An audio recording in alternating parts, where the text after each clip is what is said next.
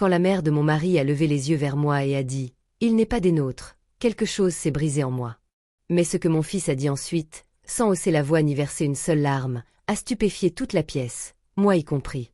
Ce moment est gravé dans ma mémoire comme une cicatrice, une blessure nette et silencieuse, assez vive pour faire couler le sang, mais si discrète que personne d'autre ne l'a vue.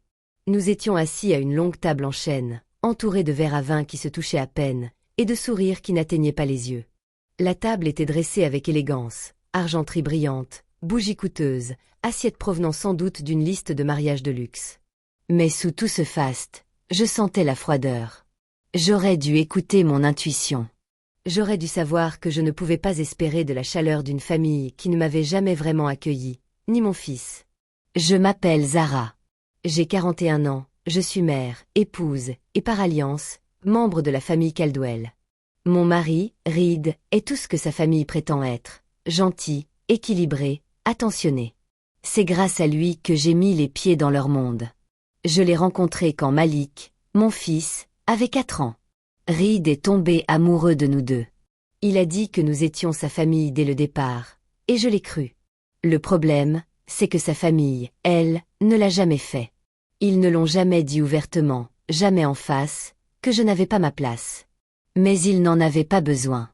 Parfois, le silence est plus éloquent que les mots. Parfois, c'est dans la façon dont les gens évitent votre regard, oublient de vous inclure dans les photos ou ne mentionnent pas le nom de votre enfant sur les marque-places. Ce soir-là, c'était un dîner chez la mère de Reed, une fête officielle pour sa promotion, une réunion de famille. Tout le monde était invité. Tout le monde était censé être présent. Et tout le monde l'était, nous y compris. Malik avait 13 ans, poli, à voix basse et toujours observateur. Il portait la chemise bleu marine que j'avais repassée la veille et essayait de coiffer ses boucles comme Reed. Il avait l'air si grand, si plein d'espoir. Il ne l'a pas dit, mais je savais qu'il essayait d'être apprécié, d'être intégré. Je lui ai dit que tout irait bien. Je me le suis répété à moi-même. Et pendant les premières minutes, tout s'est bien passé. On bavardait. Trina, la sœur de Reed, a complimenté les chaussures de Malik, puis s'est aussitôt tournée vers son propre fils pour lui dire « Eh bien, tu t'en achèteras de meilleurs ce week-end. » Sa façon de parler était toujours teintée d'ironie. Reed a servi du vin, essayant de détendre l'atmosphère. Il a fait une blague sur le monde de l'entreprise. Son père a ri poliment. Vivant, sa mère, observait la scène comme une reine supervisant un repas qui ne l'intéresse plus. Puis la conversation a dévié sur la famille, les liens du sang. Quelqu'un a plaisanté sur le fait de garder les choses en famille. Et Vivant, toujours prompt à décocher une pique avec un sourire, a regardé Malik de l'autre côté de la table et a dit « De toute façon, il n'est pas vraiment des nôtres. » Ce n'était pas une question. Ce n'était pas une blague. C'était une affirmation. Tranchant, délibéré, désinvolte, comme une tache de vin qu'elle avait hâte d'essuyer. Les mots résonnaient encore. Reed se figea, la bouche pleine. Trina eut un sourire narquois. Son mari baissa les yeux sur son assiette. Et moi? J'avais le souffle coupé. Je regardais Malik. Sa fourchette planait au-dessus de son assiette. Il cligna lentement des yeux. Ses épaules se soulevèrent juste assez pour me faire comprendre qu'il avait tout entendu. Puis il se leva. 13 ans, à peine 1,57 mètres, mais à cet instant, il était plus grand que quiconque à table. Il ne me regarda pas. Il n'en avait pas besoin. Il regarda Vivant droit dans les yeux et dit quelque chose qui allait tout changer. Quelque chose que je n'oublierai jamais. Tant mieux, parce que je ne veux pas faire partie de toi. C'était calme, silencieux, dévastateur. Et soudain, le silence se fit dans la pièce. C'est à ce moment précis que tout a basculé. Pas seulement pour Malik, pas seulement pour moi, mais aussi pour Reed, pour sa famille, pour cette version de nos vies que j'avais acceptée trop longtemps. Le dîner n'était pas censé être grandiose. Il était présenté comme une fête de famille, un toast à la nouvelle fonction de Reed en tant que directeur régional de son entreprise. C'était le genre d'événement dont Vivant adorait s'attribuer le mérite, même si elle n'y était pour rien. Les invitations avaient été envoyées dans son style habituel, formel, guindé et un brin théâtral. Le genre d'invitation qui disent « Nous dînons ensemble, et les apparences sont importantes. Habillez-vous en conséquence. » Nous étions venus, bien sûr, Parce que Reed nous l'avait demandé. Parce que je gardais encore le mince espoir qu'à force de venir, il cesserait de nous traiter comme des étrangers, que peut-être un jour nos efforts seraient récompensés. J'étais vêtue de beige clair, avec un maquillage discret, rien d'ostentatoire. Malik portait une chemise à boutons à laquelle j'avais recousu une couture le matin même. Il était nerveux, mais essayait de ne rien laisser paraître. Pendant le trajet, il m'a demandé s'il devait appeler Vivant « Mamie ». J'ai hésité. « Appelle-la comme tu veux », lui ai-je dit. Il a hoché la tête. « Et si ça ne te dit rien ?» J'ai souri doucement. Alors, pas besoin de l'appeler du tout. Ce dîner commença comme tant d'autres, assez gentiment.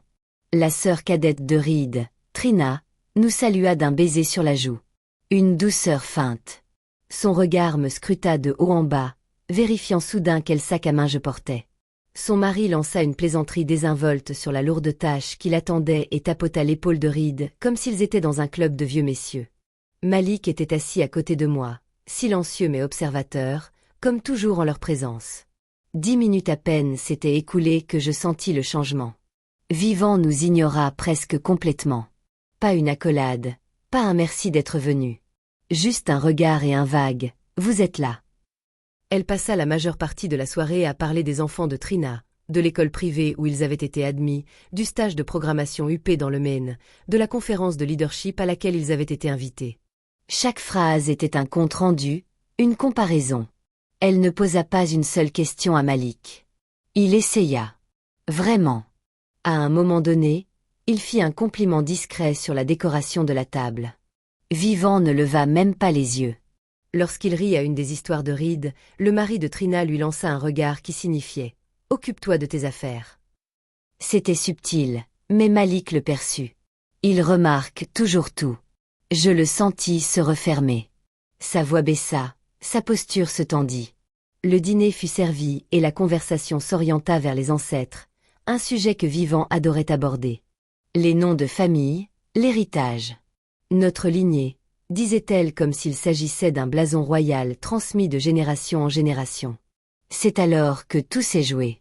Trina était en pleine phrase à propos des fiançailles d'une cousine, et Malik, voulant simplement participer à l'instant, lui tendit le panier à pain. Il le fit discrètement, respectueusement. Vivant tourna les yeux vers lui et, sur ce même ton sec qu'elle employait toujours lorsqu'elle feignait la politesse, elle dit « De toute façon, il n'est pas vraiment des nôtres ». Ce n'était pas fort, mais suffisamment. Sa voix était claire, assurée, comme si elle voulait être sûre que ses mots fassent mouche. J'ai senti mon estomac se nouer. Mon visage s'est enflammé. Ce n'était pas la première fois qu'elle me snobait, mais c'était la première fois qu'elle s'en prenait à mon fils avec une telle cruauté devant tout le monde, sans la moindre hésitation. Malik s'est figé, fourchette à la main, en plein mouvement. J'ai vu la douleur se dessiner sur son visage comme une fissure sur du verre. Cela n'a duré qu'une seconde, mais c'était suffisant. Reed semblait abasourdi. Sa bouche s'entr'ouvrit comme s'il voulait parler, mais aucun mot ne sortait. Trina s'occupait de son verre de vin, le regard fuyant. Son mari fixait son assiette, mâchant trop lentement. Personne ne disait un mot. Et ce silence, c'était le plus assourdissant dans la pièce. J'ai glissé la main sous la table pour serrer le genou de Malik afin de le retenir, de le ramener à la raison. Mais avant même que je puisse le toucher, il s'est levé. Il a posé sa serviette à côté de son assiette avec ce calme délibéré qu'on n'attend pas d'un adolescent.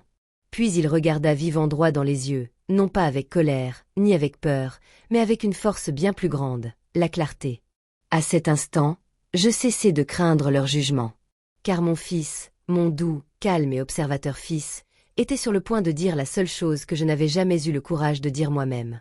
Et je savais qu'une fois qu'il l'aurait dit, plus rien ne serait comme avant. Malik ne cria pas. Il ne frappa pas du poing, n'éleva pas la voix et ne quitta pas la table en trombe comme le ferait un adolescent ordinaire. Au lieu de cela, il se leva lentement, posa sa serviette à côté de son assiette intacte et se tourna vers la seule personne qui, pendant des années, l'avait discrètement détruit. La mère de Vivant Reed, sa grand-mère, celle qui venait de confirmer ce que Malik soupçonnait depuis des années.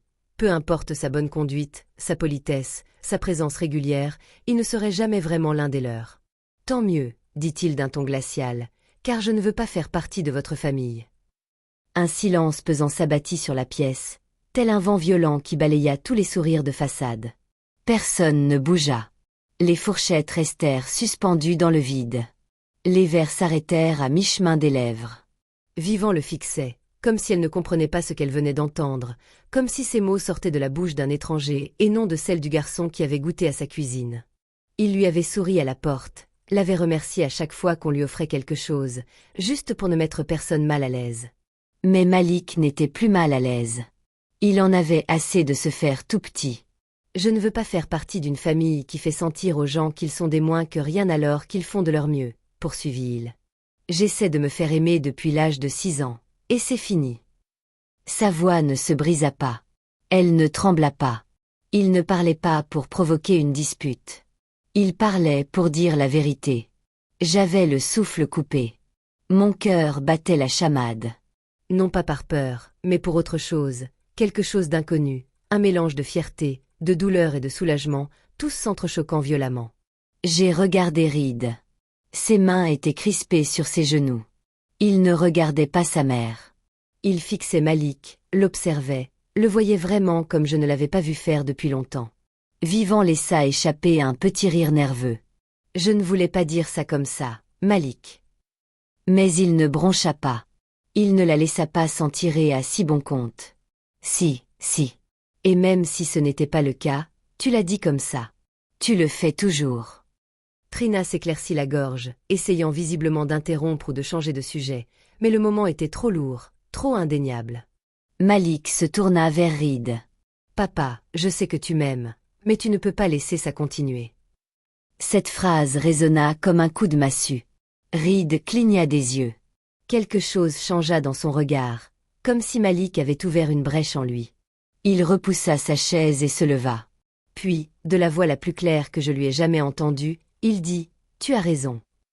Il se tourna vers Vivien. « Maman, j'ai trop longtemps ignoré la situation, mais Malik est mon fils, ma famille. Et si cela pose problème à qui que ce soit ici, cela en dit plus long sur toi que sur lui. » Vivien ouvrit la bouche. Aucun son ne sortit. Reed n'avait pas fini. J'ai eu tellement peur de faire des vagues que je vous ai laissé traiter Zara et Malik comme s'ils étaient de passage, comme s'ils étaient en procès. J'aurais dû parler il y a longtemps. Et je suis désolée. Il n'éleva pas la voix non plus. Mais pour la première fois depuis des années, il s'affirma pleinement dans son mariage, dans son rôle de père, dans sa virilité. Les personnes autour de la table ne surent comment réagir. Trina baissa les yeux. Son mari s'éclaircit la gorge et dit « Bon, je crois que le dîner est terminé. » Et c'est à ce moment-là que j'ai su que nous étions libres. Non pas parce que quelqu'un s'était excusé, non pas parce que la soirée s'était terminée dans des étreintes et des pardons, mais parce que mon fils avait dit ce qui devait être dit, et que Reed avait enfin suivi son exemple. Après ça, nous n'avions plus besoin de validation. Nous avions besoin de paix. Malik m'a regardé et a demandé « On peut y aller maintenant ?» J'ai acquiescé. Oui, allons-y. Nous avons quitté la table. Nous avons quitté la maison et, d'une manière bien plus profonde et définitive, nous avons abandonné l'idée même de devoir faire nos preuves auprès de gens qui, de toute façon, n'avaient jamais voulu nous voir. Nous n'avons pas claqué la porte. Nous n'avons pas élevé la voix. Nous sommes simplement sortis. Malik, moi, Reed, juste derrière. Personne n'a essayé de nous retenir. Personne ne nous a interpellés. Pas d'excuses, pas de tentative maladroite pour sauver la face. C'était comme si la pièce s'était effondrée sous le poids de la vérité enfin révélée. Une vérité qui plane longtemps après que les mots se soient tus. Je me souviens du bruit des pas de Malik sur le carrelage, lent et assuré. Je me souviens avoir tendu la main vers lui en sortant, et de la force avec laquelle il a serré la mienne, non par peur, mais par fatalité, comme si quelque chose s'était brisé en lui, quelque chose qui ne se refermerait plus jamais de la même manière. Reed nous a rejoints juste au moment où nous atteignions la voiture.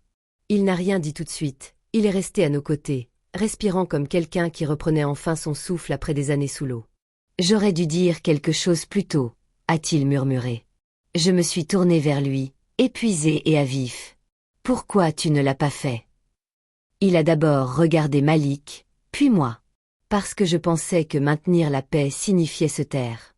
Mais je comprends maintenant que la paix sans vérité n'est pas la paix. C'est du contrôle. Cette phrase m'a touché plus fort que je ne l'aurais cru, car pendant des années, c'est ce que j'avais fait aussi. J'avais joué le jeu. J'avais souri poliment. Je m'étais adoucie en présence de la famille de Reed, me disant que je le faisais pour Malik. Mais en réalité, je le faisais pour éviter de faire des vagues dans une situation où je n'aurais jamais dû me trouver. Dans la voiture, Malik est resté silencieux. Je lui ai demandé si ça allait. Oui, a-t-il répondu en regardant par la fenêtre. J'en ai marre de faire semblant qu'ils sont meilleurs que nous. Et c'est à ce moment-là que tout est devenu clair. Ce n'était pas juste un dîner. Ce n'était pas juste une remarque. C'était une question de dignité. D'en avoir assez de se présenter là où on n'est pas le bienvenu. De poser des limites qui auraient dû être fixées depuis longtemps. Ce soir-là, nous n'avons pas beaucoup parlé en rentrant. Nous avons mis nos pyjamas. Malik a regardé une rediffusion de son émission préférée. J'ai préparé du thé et je me suis assise à côté de lui sur le canapé, comme quand il était petit. Plus tard, Reed est sorti de la chambre avec 2 couvertures et s'est assis par terre, adossé tranquillement à la table basse. Non pas en invité, non pas en homme tiraillé entre 2 mondes, mais en mari et en père qui choisissait enfin ce monde, notre monde.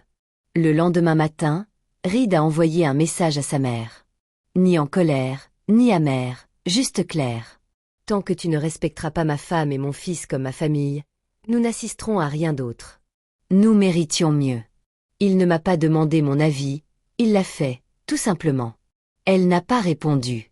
Mais ce silence fut un soulagement. Pas un sujet tabou, mais la confirmation que nous avions enfin posé des limites, suffisamment claires pour être entendues. Les jours suivants, quelque chose a changé entre Malik et moi. Rien de spectaculaire. C'était subtil. Comme si une fenêtre s'était ouverte dans une pièce étouffante. Il se tenait plus droit. Son sourire était plus naturel. Il ne m'a pas demandé si nous allions au prochain barbecue familial. Et je n'ai pas menti en disant « peut-être ». Je savais que non, car nous étions en train de construire quelque chose de différent. Pas parfait, pas lisse, mais authentique. Avant, je pensais que la famille, c'était une question de sang, de qui vous accepte à sa table. Mais ce dîner m'a montré autre chose. La famille, c'est ceux qui sont là dans l'adversité, ceux qui osent parler même quand c'est risqué, ceux qui vous choisissent même quand c'est compliqué. Ce soir-là, mon fils a dit la vérité avec une clarté insoupçonnée. Et mon mari l'a suivi. Et j'ai enfin cessé d'attendre la permission pour me sentir suffisante. Nous n'avons pas perdu une famille ce soir-là. Nous avons trouvé la nôtre. Et peut-être que le moment le plus fort n'était pas celui où Malik s'est levé et a pris la parole. Peut-être était-ce celui où nous sommes sortis ensemble. Silencieux, unis, sans regret et libres. Nous n'avons pas parlé de ce dîner tout de suite. Le lendemain matin, j'ai préparé le petit déjeuner comme d'habitude. Des œufs brouillés, des toasts, un peu de fruits. Mulet est entré dans la cuisine, encore en pyjama, les cheveux en bataille. Il s'est assis, m'a remercié et a commencé à manger sans un mot sur ce qui s'était passé la veille. Mais quelque chose avait changé. Il y avait en lui un calme, une confiance qu'il n'avait pas auparavant. Ce n'était ni bruyant ni arrogant. C'était subtil. Une sorte de paix qui naît du fait de ne plus avoir besoin de se faire oublier pour être toléré. Reed nous a rejoints quelques minutes plus tard, toujours en t-shirt, un café à la main. Nous nous sommes assis tous les 3 ensemble et, pour la première fois depuis longtemps, j'ai eu l'impression que l'air était léger. Pas une atmosphère pesante, ni de non-dit, juste légère. C'est à ce moment-là que j'ai su que quelque chose de profond avait changé. Et il ne s'agissait pas seulement de cette soirée, de cette maison ou de cette table. Il s'agissait de refuser enfin de fréquenter des endroits où l'amour était conditionnel. Pendant des années, je m'étais persuadée que le silence était la chose noble à faire. Que si je souriais suffisamment, si je restais suffisamment douce, si je faisais suffisamment d'efforts, peut-être que la famille de Reed finirait par se départir de sa froideur envers Malik. Je me disais qu'il s'agissait d'être plus mature.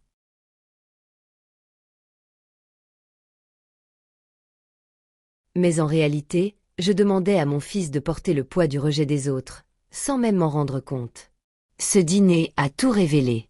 Je ne le protégeais pas. Je prolongeais son exposition à une sorte d'érosion lente et constante. Une érosion qui vous fait croire que vous n'êtes pas assez bien, non pas à cause de ce que vous avez fait, mais à cause de qui vous êtes. Et il le savait. Il l'a toujours su. Les enfants voient tout. Et Malik, mon fils, en a vu bien plus qu'il n'aurait jamais dû. Mais ce soir-là, lorsqu'il s'est levé et a prononcé ces mots, « Tant mieux, parce que je ne veux pas faire partie de vous », il m'a appris quelque chose. Il m'a appris que poser des limites n'est pas une question d'amertume, mais de dignité. Il m'a montré que parfois, la force ne réside pas dans le fait de rester assis pour maintenir la paix, mais dans celui de se lever pour protéger son estime de soi. Et Reed, lui aussi, a changé. Il a passé les jours qui ont suivi ce dîner à réfléchir en silence, mais profondément.